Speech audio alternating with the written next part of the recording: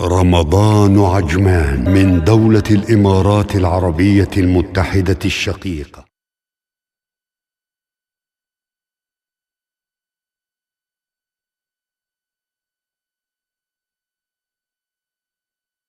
الله أكبر.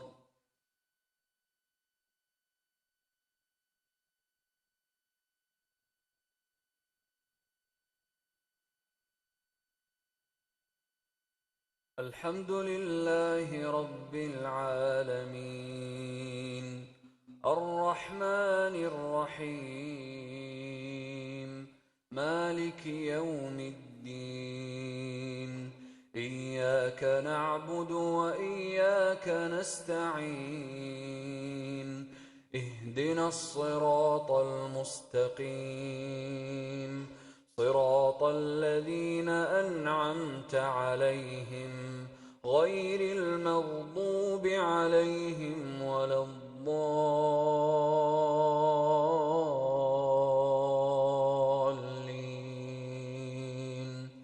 آمين. ألف لام را، تلك آيات الكتاب المبين. إنا أنزلناه قرآنا عربيا لعلكم تعقلون. نحن نقص عليك أحسن القصص بما أوحينا إليك هذا القرآن، وإن كنت من قبله لمن الغافلين. إذ قال يوسف لأبيه يا أبت إني رأيت أحد عشر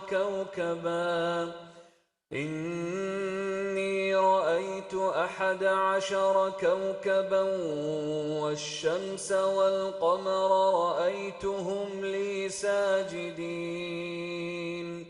قال يا بني لا تقصص رؤياك على إخوتك فيكيدوا لك كيدا، إن الشيطان للإنسان عدو مبين. وكذلك يجتبيك ربك ويعلمك من تأويل الأحاديث ويتم نعمته عليك وعلى آل يعقوب كما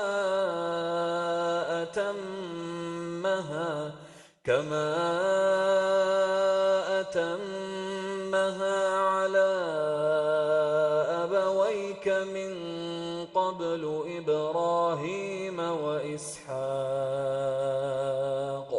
إن ربك عليم حكيم. لقد كان في يوسف وإخوته آيات للسائلين،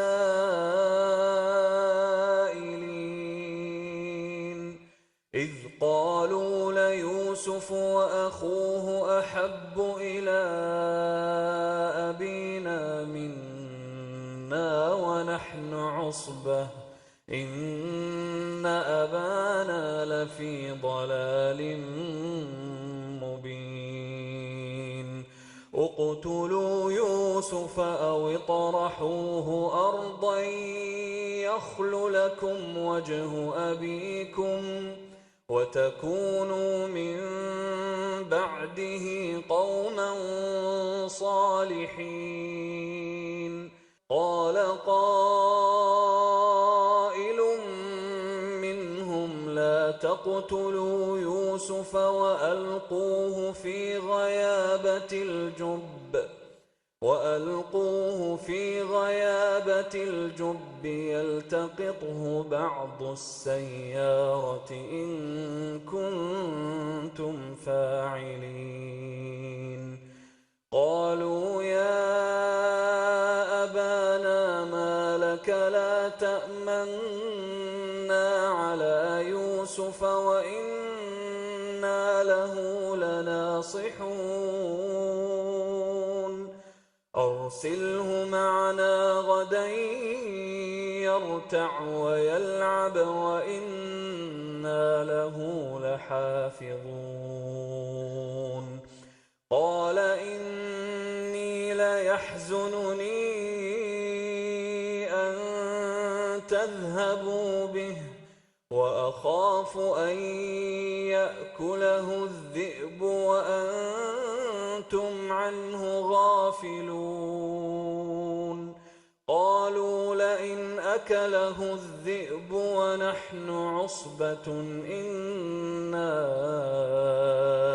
إذا لخاسرون فلما ذهبوا به وأجمعوا أن يجعلوه في غيابة الجب وأوحينا إليه لتنبئنهم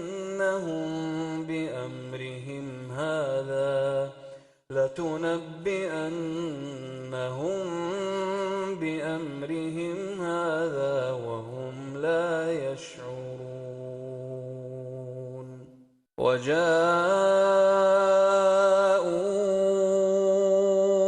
أباهم عشاء يبكون قالوا يا أبانا إنا ذهبنا نستبق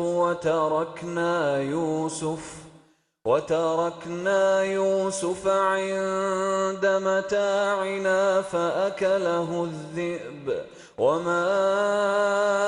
أنت بمؤمن لنا ولو كنا صادقين وجاءوا على قميصه بدم كذب قال بل سولت لكم أنفسكم أمرا فصبر جميل والله المستعان على ما تصفون وجاءت سيارة فأرسلوا واردهم فأدلى دلوه قال يا بشرى هذا غلام وأسروه بضاعة والله عليم بما يعملون وشروه بثمن بخس دراهم معدودة وكانوا فيه من الزاهدين وقال الذي اشتراه من مصر لامرأته أكرمي مثواه عسى أن ينفعنا أو نتخذه ولدا وكذلك مكنا ليوسف في الأرض ولنعلمه من تأويل الأحاديث والله غالب على أمره ولكن أكثر الناس لا يعلمون ولما بلغ أشده آتيناه حكما وعلما وكذلك نجزي المحسنين وراودته التي هو في بيتها عن نفسه وغلقت الأبواب وقالت هيت لك قال معاذ الله إنه ربي أحسن مثواي إنه لا يفلح الظالمون ولقد همت به وهم بها لولا أن رأى برهان ربه كذلك لنصرف عنه السوء والفحشاء إنه من عبادنا المخلصين واستبق الباب وقدت قميصه من دبر وألف يا سيدها لدى الباب قالت ما جزاء من أراد بأهلك سوءا إلا أن يسجن أو عذاب أليم قال هي راودتني عن نفسي وشهد شاهد من أهلها إن كان قميصه قد من قبل فصدقت وهو من الكاذبين وإن كان قميصه قد من دبر فكذبت وهو من الصادقين فلما رأى قميصه قد من دبر قال إنه من كيدكن إن كيدكن عظيم يوسف أعرض عن هذا واستغفري لذنبك إنك كنت من الخاطئين وقال نسوة في المدينة امرأة العزيز تراود فتاها عن نفسه قد شغفها حبا إنا لنراها في ضلال مبين فلما سمعت بمكرهن أرسلت إليهن وأعتدت لهن متكأ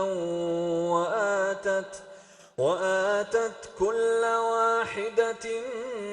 منهن سكينا وقالت اخرج عليهن فلما رأينه أكبرنه وقطعن أيديهن وقلن حاش لله ما هذا بشرا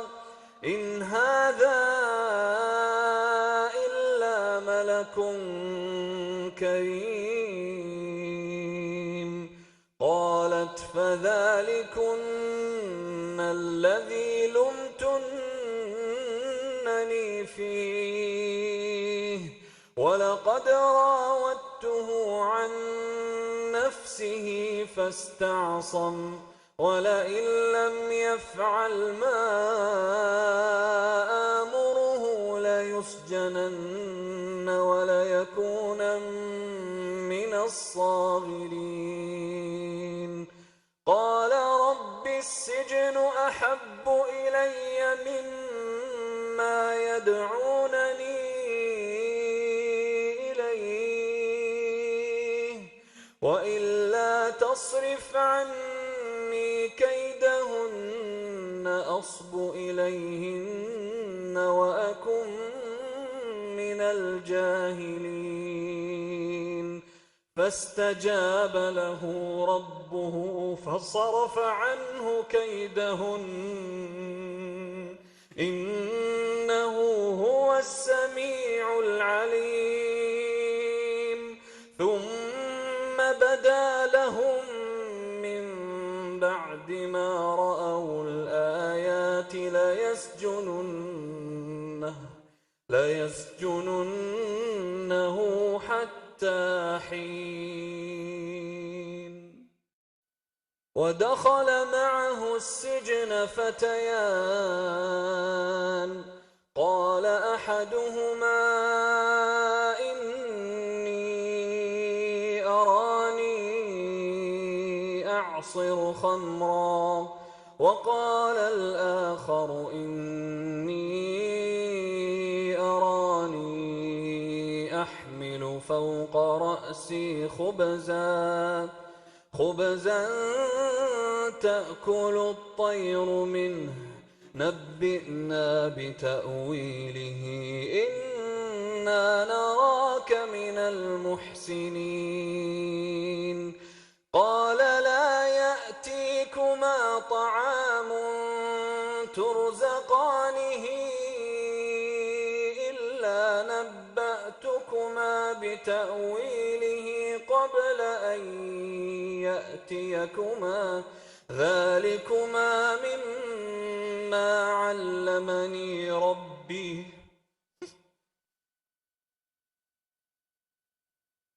إني تركت ملة قوم لا يؤمنون بالله وهم بالآخرة هم كافرون واتبعت ملة آبائي إبراهيم وإسحاق ويعقوب ما كان لنا أن نشرك بالله من شيء ذلك من فضل الله علينا وعلى الناس ولكن أكثر الناس لا يشكرون يا صاحبي السجن أأرباب متفرقون خير أم الله الواحد القهار ما تعبدون من دونه إلا أسماء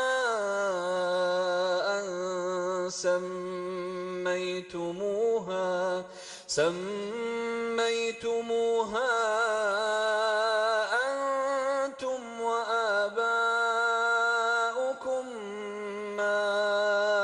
أنزل الله بها من سلطان إن الحكم إلا لله أمر ألا تعبدوا إلا إياه ذلك الدين القيم ولكن أكثر الناس لا يعلمون يا صاحبي السجن أما أحدكما فيسقي ربه خمرا وأما الآخر فيصلب فتأكل الطير من رأسه قضي الأمر الذي فيه تستفتيان وقال للذي ظن أنه ناج منهما اذكرني عند ربك فأنساه الشيطان ذكر ربه فلبث في السجن بضع سنين. وقال الملك إني أرى 7 بقرات سمان يأكلهن 7 عجاف و7 سنبلات خضر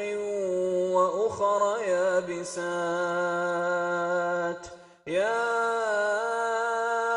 أيها الملأ أفتوني في رؤياي إن كنتم للرؤيا تعبرون. قالوا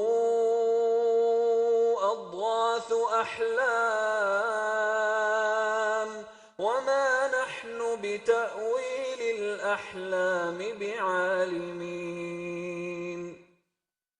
وقال الذي نجا منهما وادكر بعد أمة أنا أنبئكم بتأويله فأرسلون. يوسف أيها الصديق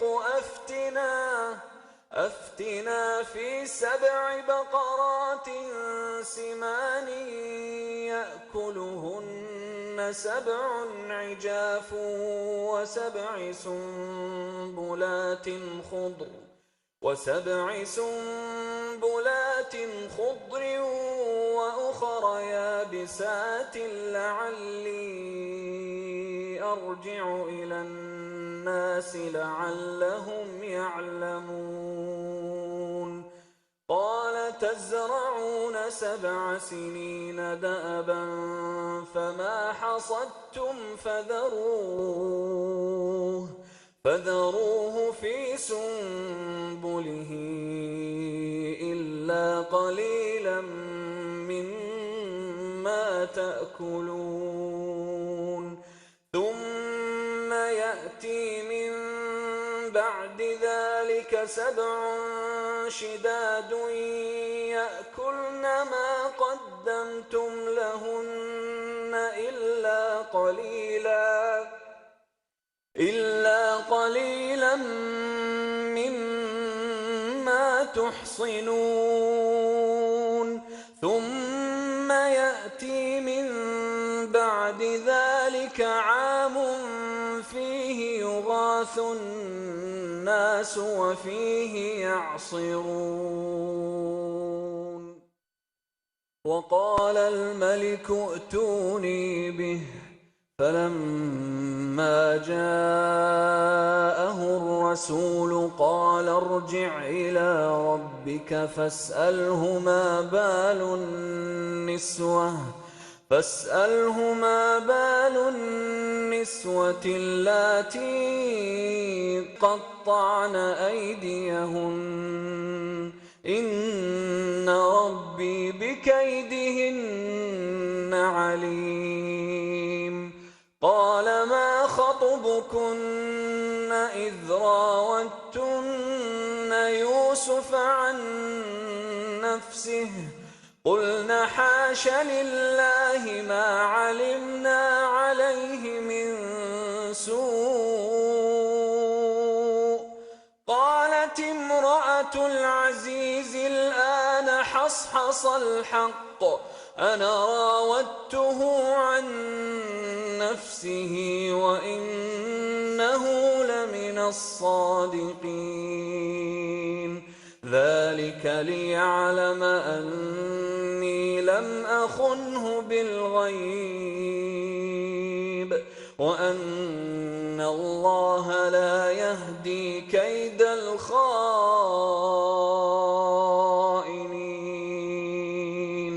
وما أبرئ نفسي إن النفس لأمارة بالسوء إلا ما رحم ربي إن ربي غفور رحيم. وقال الملك اسْتَخْلِصْهُ لِنَفْسِي فَلَمَّا كَلَّمَهُ قَالَ إِنَّكَ الْيَوْمَ لَدَيْنَا مَكِينٌ أَمِينٌ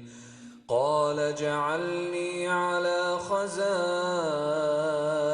الْأَرْضِ إِنِّي حَفِيظٌ عَلِيمٌ وَكَذَٰلِكَ مَكَّنَّا لِيُوسُفَ فِي الْأَرْضِ يَتَبَوَّأُ مِنْهَا حَيْثُ يَشَاءُ نُصِيبُ بِرَحْمَتِنَا مَن نَّشَاءُ وَلَا نُضِيعُ أَجْرَ الْمُحْسِنِينَ وَلَأَجْرُ الْآخِرَةِ خَيْرٌ لِّلَّذِينَ آمَنُوا وَكَانُوا يَتَّقُونَ وَجَاءَ إِخْوَةُ يُوسُفَ فَدَخَلُوا عَلَيْهِ فَعَرَفَهُمْ وَهُمْ لَهُ مُنكِرُونَ وَلَمَّا جَهَّزَهُم بِجَهَازِهِمْ قَالَ ائْتُونِي بِأَخٍ لَّكُم مِّنْ أَبِيكُمْ أَلَا تَرَوْنَ أَنِّي أُوفِي الْكَيْلَ وَأَنَا خَيْرُ الْمُنزِلِينَ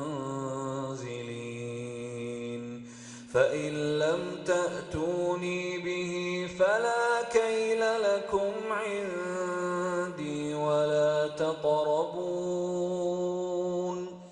قَالُوا سَنُرَاوِدُ عَنْهُ أَبَاهُ وَإِنَّا لَفَاعِلُونَ وَقَالَ لِفِتْيَانِهِ اجْعَلُوا بِضَاعَتَهُمْ فِي رِحَالِهِمْ لَعَلَّهُمْ يَعْرِفُونَهَا إِذَا انقَلَبُوا إِلَىٰ أَهْلِهِمْ لَعَلَّهُمْ يَرْجِعُونَ فَلَمَّا رَجَعُوا إِلَىٰ أَبِيهِمْ قَالُوا يَا أَبَانَا مُنِعَ مِنَّا الْكَيْلُ فَأَرْسِلْ مَعَنَا أَخَانَا نَكْتَلْ وَإِنَّا لَهُ لَحَافِظُونَ قَالَ هَلْ آمَنُكُمْ عَلَيْهِ إِلَّا كَمَا أَمِنتُكُمْ عَلَىٰ أَخِيهِ مِن قَبْلُ فَاللَّهُ خَيْرٌ حَافِظًا وَهُوَ أَرْحَمُ الرَّاحِمِينَ وَلَمَّا فَتَحُوا مَتَاعَهُمْ وَجَدُوا بِضَاعَتَهُمْ رُدَّتْ إِلَيْهِمْ قَالُوا يَا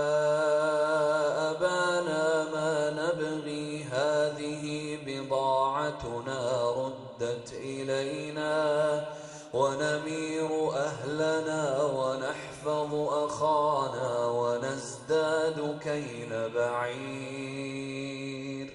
ذَٰلِكَ كَيْلٌ يَسِيرٌ قَالَ لَنْ أُرْسِلَهُ مَعَكُمْ حَتَّىٰ تُؤْتُونِ مَوْثِقًا مِّنَ اللَّهِ لَتَأْتُنَّنِي بِهِ إِلَّا أَن يُحَاطَ بِكُمْ فَلَمَّا آتَوْهُ مَوْثِقَهُمْ قَالَ اللَّهُ عَلَىٰ مَا نَقُولُ وَكِيلٌ وَقَالَ يَا بَنِيَّ لَا تَدْخُلُوا مِن بَابٍ وَاحِدٍ وَادْخُلُوا مِنْ أَبْوَابٍ مُّتَفَرِّقَةٍ وَمَا أُغْنِي عَنكُم مِّنَ اللَّهِ مِن شَيْءٍ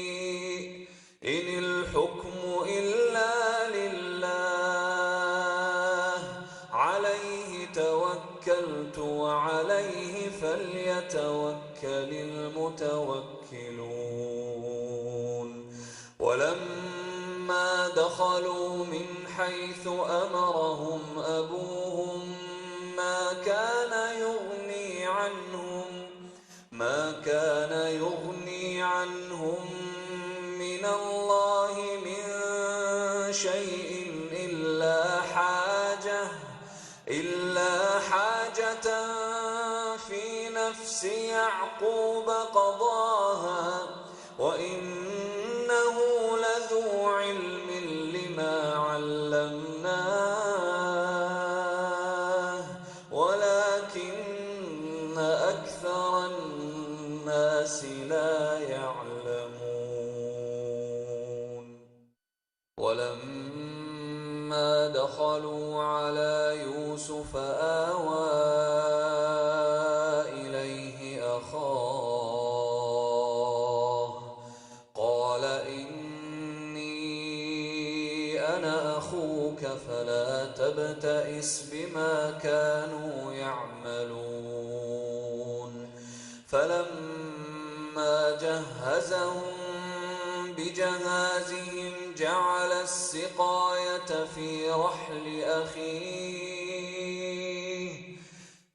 السقاية في رحل أخيه ثم أذن مؤذن أيتها العير إنكم لسارقون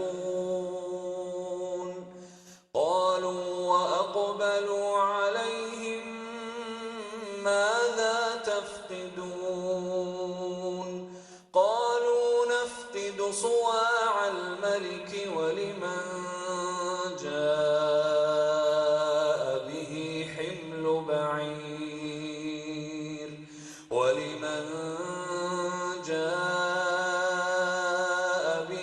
حمل بعير وأنا به زعيم قالوا تالله لقد علمتم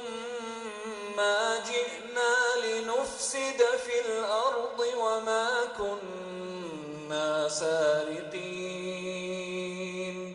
قالوا فما جزاؤه إن كنتم كاذبين قالوا جزاؤه من وجد في رحله فهو جزاؤه كذلك نجزي الظالمين فبدأ بأوعيتهم قبل وعاء أخيه ثم استخرجها من وعاء أخيه كذلك كدنا ليوسف ما كان ليأخذ أخاه في دين الملك إلا أن يشاء الله نرفع درجات من نشاء وفوق كل ذي علم عليم قالوا إن يسرق فقد سرق أخ له من قبل فأسرها يوسف في نفسه ولم يبدها لهم قال أنتم شر مكانا والله أعلم بما تصفون قالوا يا أيها العزيز إن له أبا شيخا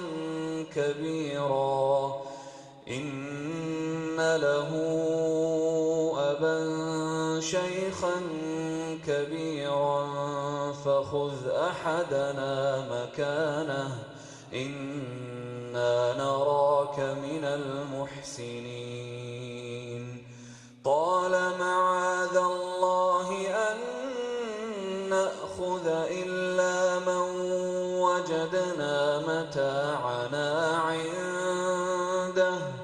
إنا إذا لظالمون فلما استيئسوا منه خلصوا نجيا قال كبيرهم ألم تعلموا أن أباكم قد أخذ عليكم موثقا ألم تعلموا أن أباكم قد أخذ عليكم موثقا من الله ومن قبل ما فرطتم في يوسف فلن أبرح الأرض حتى يأذن لي أبي أو يحكم الله لي وهو خير الحاكمين ارجعوا إلى أبيكم فقولوا يا أبانا إن ابنك سرق وما شهدنا إلا بما علمنا وما كنا للغيب حافظين واسأل القرية التي كنا فيها والعير التي أقبلنا فيها وإنا لصادقون قال بل سولت لكم أنفسكم أمرا فصبر جميل عسى الله أن يأتيني بهم جميعا إنه هو العليم الحكيم وتولى عنهم وقال يا أسفا على يوسف وابيضت عيناه من الحزن فهو كظيم قالوا تالله تفتأ تذكر يوسف حتى تكون حرضا أو تكون من الهالكين قال إنما أشكو بثي وحزني إلى الله وأعلم من الله ما لا تعلمون يا بني اذهبوا فتحسسوا من يوسف وأخيه ولا تيأسوا من روح الله إنه لا ييأس من روح الله إلا القوم الكافرون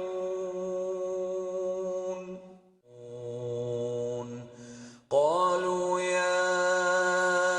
أيها العزيز إن له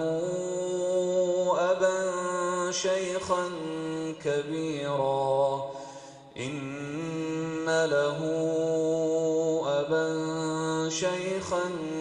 كبيرا فخذ أحدنا مكانه إنا نراك من المحسنين قال معاذ الله أن نأخذ إلا من وجدنا متاعنا عنده إنا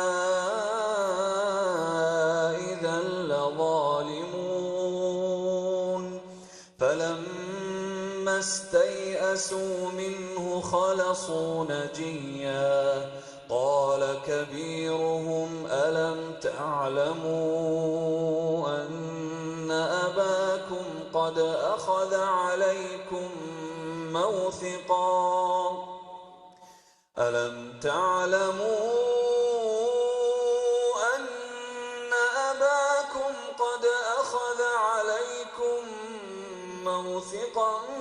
من الله ومن قبل ما فرطتم في يوسف فلن أبرح الأرض حتى يأذن لي أبي أو يحكم الله لي وهو خير الحاكمين ارجعوا إلى أبيكم فقولوا يا أبانا إن ابنك سرق وما شهدنا إلا بما علمنا وما كنا للغيب حافظين واسأل القرية التي كنا فيها والعير التي أقبلنا فيها وإنا لصادقون قال بل سولت لكم أنفسكم أمرا فصبر جميل عسى الله أن يأتيني بهم جميعا إنه هو العليم الحكيم وتولى عنهم وقال يا أسفا على يوسف وابيضت عيناه من الحزن فهو كظيم قالوا تالله تفتأ تذكر يوسف حتى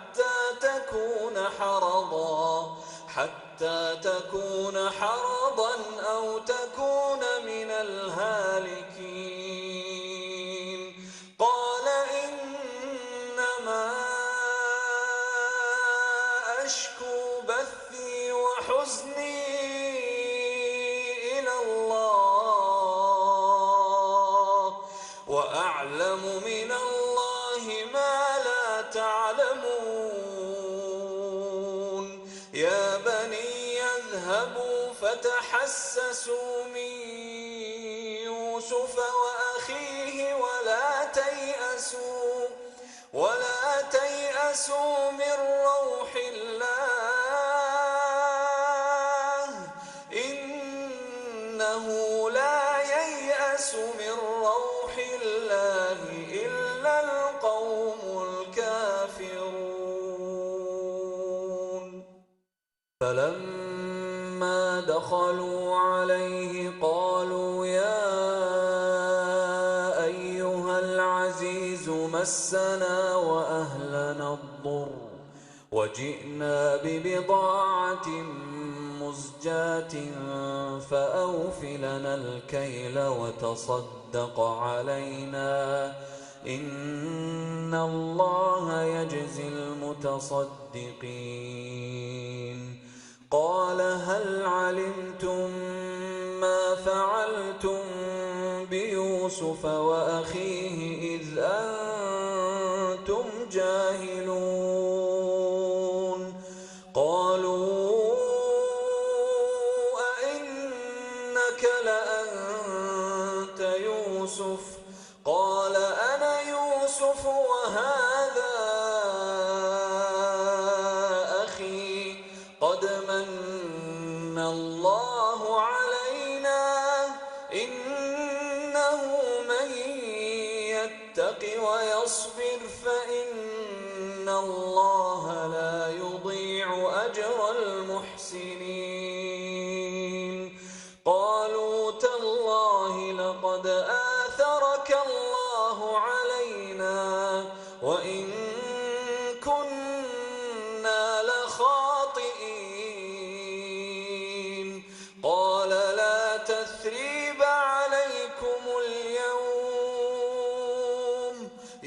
يغفر الله لكم وهو أرحم الراحمين.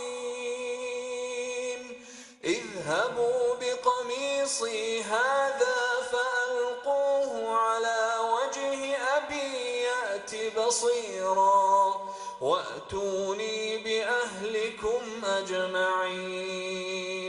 ولما فصلت العير قال أبوهم إني لأجد ريح يوسف لولا أن تفندون. قالوا تالله إنك لفي ضلالك القديم.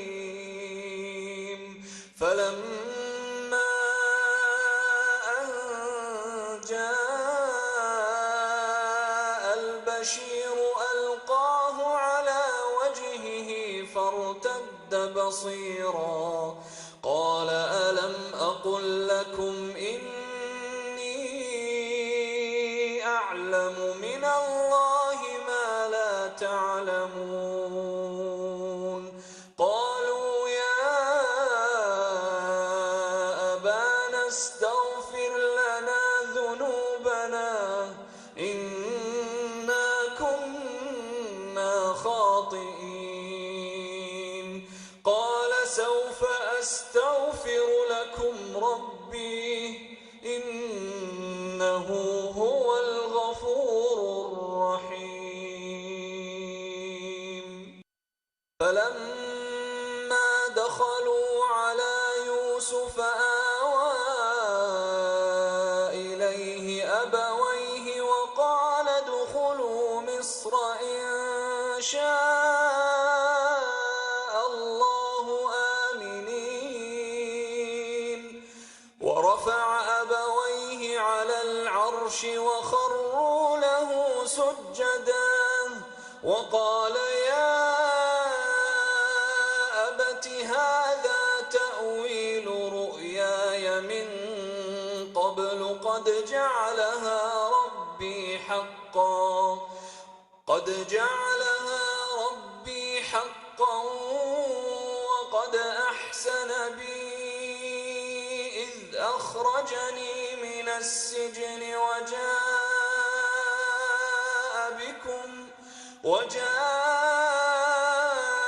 بكم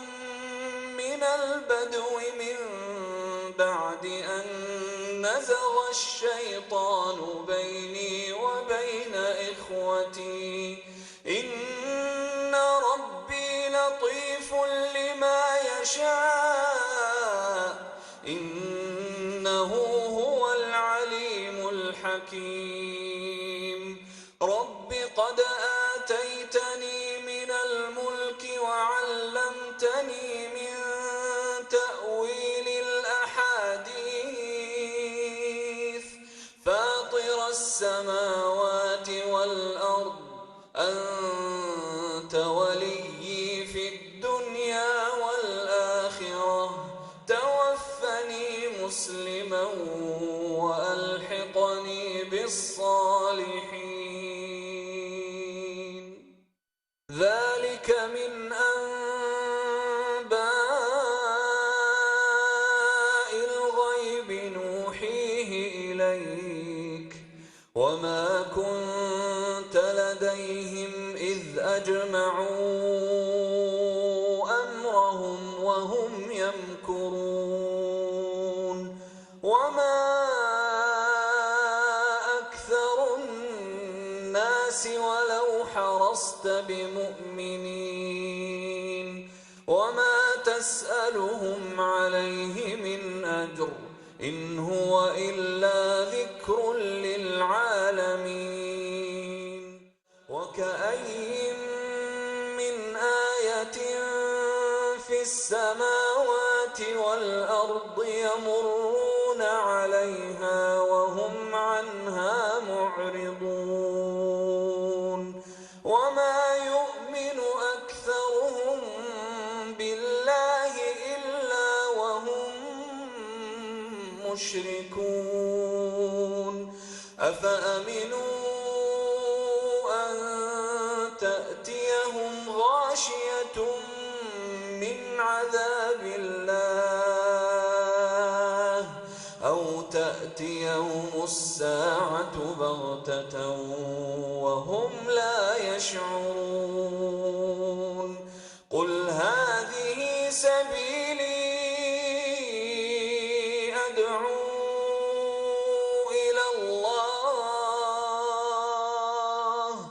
أدعو إلى الله على بصيرة أنا ومن اتبعني وسبحان الله وما أنا من المشركين وما أرسلنا من قبلك إلا رجالا نوحي إليهم من أهل القرى أفلم يسيروا في الأرض فينظروا كيف كان عاقبة الذين من قبلهم ولدار الآخرة خير للذين اتقوا أفلا تعقلون حتى إذا استيأس الرسل وظنوا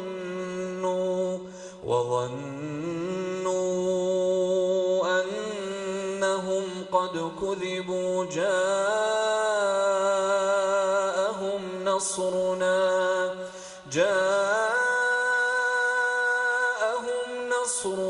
فنجي من نشاء ولا يرد بأسنا عن القوم المجرمين